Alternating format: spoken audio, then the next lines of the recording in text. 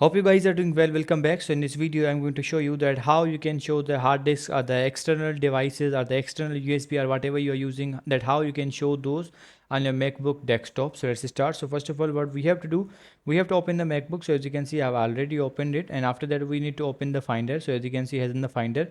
If you want to open this from the Launchpad, you can also do that. Here you will get the Finder option. So I'm going to click on the Finder. After clicking on this, as you can see, we have to go to this menu bar, and after going to the menu bar, here's the option for the Finder. So we have to click on this, and after clicking on this, as you can see, has an option for the preferences. So we have to click on the preferences, and after clicking on the preferences, as you can see, some options are provided here, like the text, sidebar, and advanced. So we need to go to the general section, and after going to the general section, as you can see, has an option for the hard disk. So if you want to show this one, you have to click on this. Some other options are provided, like if you want to show the external disks, you have to select that. If you don't want to show that, simply you need to untick this, and some other options are provided here, you can use them as well.